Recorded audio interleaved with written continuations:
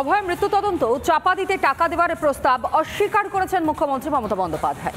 কুচ্ছা রটানো হচ্ছে বলে দাবিও করেছেন মমতা বন্দ্যোপাধ্যায়। এই কথা শুনে মুখ্যমন্ত্রীকেই মিথ্যেবাদী বললেন অভয়ের মা। অনেকে বলে বেড়াচ্ছে না আমি টাকার কথা বলেছি, আমি মোটেই বলিনি। আমাকে প্রমাণ দেখা কোথাও আমি টাকার কথা বলেছি, মেনশন করেছি। মিথ্যে কথা, কুৎসা, একদম মিথ্যে কথা বলেছেন উনি। টাকার অফার তো দেওয়াই হয়েছিল। কে মিথ্যে কথা বলছে? মুখ্যমন্ত্রী মিথ্যে কথা বলছেন। অভয় ধর্ষণ ও খুনের ঘটনায় তোলপাড়ের মধ্যে আগুনে ঘি ঢালল ক্ষতিপূরণের প্রস্তাব বিতর্ক। নৃশংস হত্যাকাণ্ডের পরেই মুখ্যমন্ত্রী অভয়ের বাবা মাকে টাকার প্রস্তাব দিয়েছিলেন বলে সোমবার সুপ্রিম কোর্টে অভিযোগ করেন আইনজীবী বিকাশ রঞ্জন ভট্টাচার্য। এর কিছুক্ষণ পরেই নবান্নে সাংবাদিক বৈঠক ডেকে সেই অভিযোগ নস্যাৎ করে মমতা বন্দ্যোপাধ্যায়ের দাবি এমন কোনো প্রস্তাবই দেননি তিনি। অনেকে বলে বেড়াচ্ছে না আমি টাকার কথা বলেছি, আমি মোটেই বলিনি। আমি বাবা মাকে যেটা বলেছিলাম অন রেকর্ড, মৃত্যুর বিকল্প টাকা হয় না। আপনারা খুবই মর্মাহত, আমরাও মর্মাহত। কিন্তু যদি কোনোদিন মনে করেন আপনার মেয়ের স্মারক মেমারির জন্য কোনো ভালো কাজ করবেন, আমাকে বলবেন, আমাদের গভর্নমেন্ট আপনার পাশে আছে। আজ এ কথা বলছেন, একবার শুনুন গত 14ই আগস্ট কি বলেছিলেন মুখ্যমন্ত্রী। আমি এটাও বলেছিলাম যে দেখুন আমাদের একটা কর্তব্য আছে, মেয়েটি তো আর ফিরে আসবে না, ওর নামে যদি আপনারা কিছু করতে চান করতে পারেন, যা টাকা লাগবে আমি দেব। একটা কম্পেনসেশন, যারা বলছেন কম্পেনসেশন দেওয়ার কথা তাদের বলে রাখি, এটা আমার বলা আছে। হ্যাঁ, আমরা 10 লক্ষ টাকা তো দিতেই পারি পরিবারকে।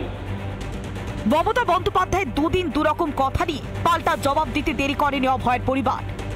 একদম মিথ্যে কথা বলেছেন উনি। টাকার অফার তো দেওয়াই হয়েছিল। কে মিথ্যে কথা বলছে? মুখ্যমন্ত্রী মিথ্যে কথা বলছেন। উনি তো বলছেন পরিবার টাকা চেয়েছিল, কখনো চাইনি। বরং উনি বলেছিলেন আপনার মেয়ে তো একটা পাবে, ওটা দিয়ে মেয়ের স্মৃতির জন্য কিছু বানিয়ে রাখবেন। আমি বলেছিলাম দিদি তখনই নেব যখন আমার মেয়ে বিচার পাবে এবং দোষীদের সাজা হবে, তখন আমি নিজে গিয়ে আপনার দপ্তর থেকে নিয়ে আসবো। কোনো রকম ক্ষতিপূরণের দাবি পরিবার চায় না। উনি প্রপোজাল দিয়েছিলেন কম্পেনসেশন একটা পায়, যেহেতু অন ডিউটি ডক্টর ছিলেন।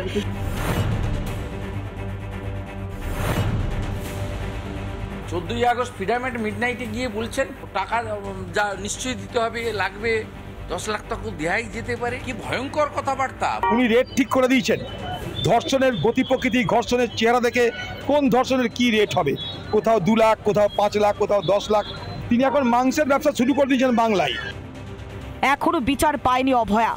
এর মধ্যেই ক্ষতিপূরণ বিতর্কে উত্তপ্ত রাজ্য রাজনীতি। বিরোধীদের খোঁচা, নিজেকে বাঁচাতে এখন অসত্যের পথে হাঁটছেন মুখ্যমন্ত্রী। রিপাবলিক বাংলা। আর এদিকে অভয় হত্যাকাণ্ডের পরই তড়িঘড়ি আরজি করে সেমিনার রুমের পাশে শুরু হয়েছিল সংস্কারের কাজ, জানিয়ে কম বিতর্ক হয়নি। সুপ্রিম কোর্টে ওঠে সেই সংস্কার প্রসঙ্গ, যার প্রেক্ষিতে মুখ্যমন্ত্রী সাফাই দিতেই তোপ দেখেছে বিজেপি। দেখুন।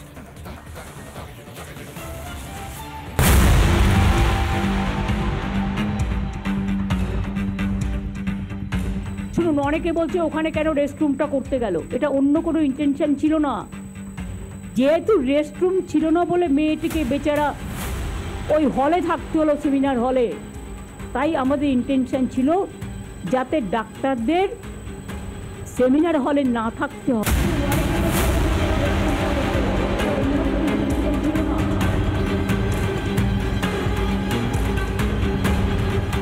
অভয়ের ধর্ষণ ও খুনের ঘটনা ঘটে 9ই আগস্ট। আর ঠিক তার একদিন পরে নির্দেশ দেওয়া হয় সেমিনার রুমের পাশের এলাকা ভাঙচুরের। পূর্ত দপ্তরকে লেখা আরজিকর মেডিকেল কলেজের তৎকালীন অধ্যক্ষ সন্দীপ ঘোষের দেওয়া চিঠির কপি পায় রিপাবলিক বাংলা। নির্দেশের পরই তড়িঘড়ি শুরু হয় ভাঙাভাঙির কাজ। ভাইরাল এই ছবি সামনে আসতেই স্বাস্থ্য দপ্তরের ভূমিকায় বয়ে যায় সমালোচনার ঝড়। সংস্কারের অছিলায় তথ্য প্রমাণ লোপাটি কি মূল উদ্দেশ্য? চারিদিক থেকে এই প্রশ্ন উঠতেই বন্ধ হয়ে যায় কাজ। কিন্তু ততদিনে যা হওয়ার হয়ে গিয়েছে। সোমবার সুপ্রিম কোর্টে সেই প্রসঙ্গ উল্লেখ করে মামলাকারীর আইনজীবী ফিরোজ এদুলজি বলেন, সেমিনার রুমের পাশে শৌচাগার ভাঙা হয়েছে, টাইলস, বেসিন ভাঙা হয়েছে। তথ্য প্রমাণ নষ্টের জন্য এটা হতে পারে। এরপরই নবান্নে মুখ্যমন্ত্রী দাবি করেন প্রমাণ লোপাটের যে কথা বলা হচ্ছে তা ডাহা মিথ্যে। এভিডেন্স লোপাটের কথা বলা হয়েছে। আর আমাদের এভিডেন্স লোপাট আমি করতে যাবো কেন? কাকে বাঁচানোর জন্য? কেউ আমাদের বন্ধু নয়, কেউ আমাদের শত্রু নয়। আইন আইনের পথে চলবে। অনেকে অনেক উল্টোপাল্টা কথা বলে বেড়াচ্ছেন, কিন্তু জেনে রাখুন, nobody is related to me and I am not related to anybody. যদি উত্তরবঙ্গ লবি যুক্ত হয় তাহলে তার বাছাধনরা অবশ্যই ট্যাম্পার করতে যাবেন, এবং সেটাই তো হয়েছে। আজ সুপ্রিম কোর্টের সামনে তার 21 লাখি আইনজীবী তো সেটা বলতে পারেননি। বিরোধীদের প্রশ্ন, যদি ডাক্তারদের স্বার্থেই সংস্কার চলে তাহলে তা কেন করা হলো অভয়া খুনের পরদিনই? কি এমন তারা ছিল? কিছুদিন পরে ভাঙাভাঙি হলে কি অসুবিধে হতো? তাহলে কি শাক দিয়ে মাছ ঢাকছেন স্বাস্থ্যমন্ত্রী? Republic Bangla.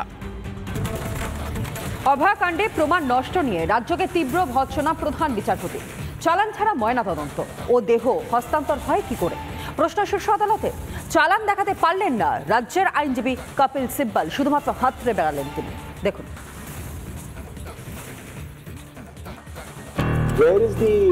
Where is a challan when the dead body was sent for Figure out, for the postmortem? Figure out.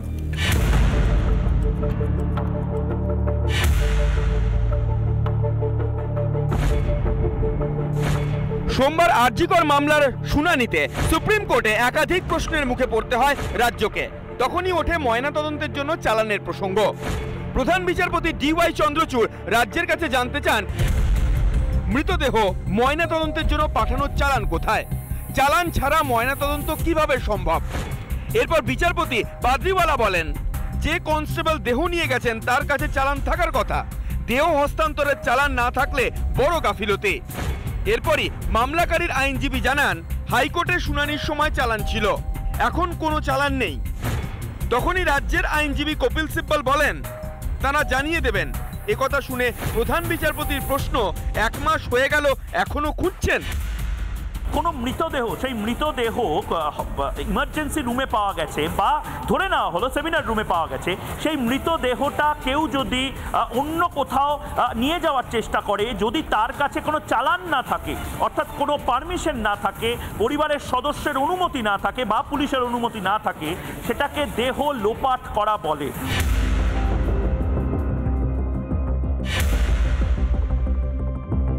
কি ছিল পিএম চালানে?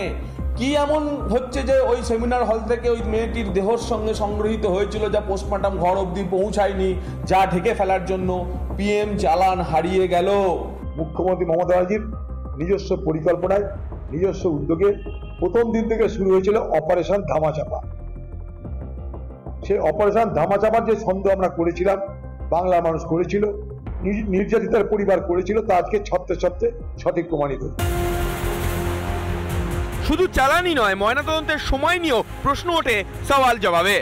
কিভাবে কেন্দ্রের নির্দেশ অমান্য করে সূর্যাস্তের পর অভয়ার দেহের ময়নাতদন্ত হলো? ফিরোজ এডুলজির এই প্রশ্নেরও উত্তর নেই রাজ্যের কাছে। অভয়াকাণ্ডে যেভাবে ছত্রে ছত্রে অসঙ্গতি ধরা পড়ছে, তাতে আরো মুখ পুড়ছে। কি লুকোতে চাইছে মমতার পুলিশ প্রশাসন? চেষ্টা চলছে কাদের আড়াল করার? রিপাবলিক বাংলা। কি লুকোনোর মরিয়া চেষ্টা, কাদেরকে আড়াল করার চেষ্টা চলছে আরজিকর কাণ্ডে?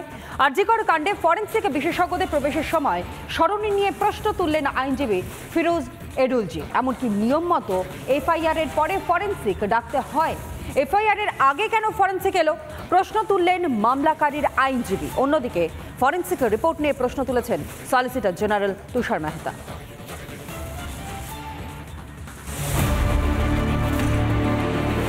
আরজিকর কাণ্ডে চোখা প্রশ্নের মুখে রাজ্য। মামলাকারীর আইনজীবী সোমবার প্রশ্ন তোলেন, 173 ধারা অনুযায়ী আগে এফআইআর করতে হয়, এফআইআর এর পরে ফরেন্সিক ডাকতে হয়। এফআইআর এর আগে কেন ফরেন্সিক এলো? তাহলে কি আগে আরেকটা এফআইআর হয়েছিল? এরপর ফিরোজ এডুলজি ফের নিজের সওয়াল জবাবে বলেন, জনি তরলের নমুনা সংরক্ষণ করা হয়নি, যা 4 ডিগ্রি সেন্টিগ্রেডে সংরক্ষণ করতে হয়।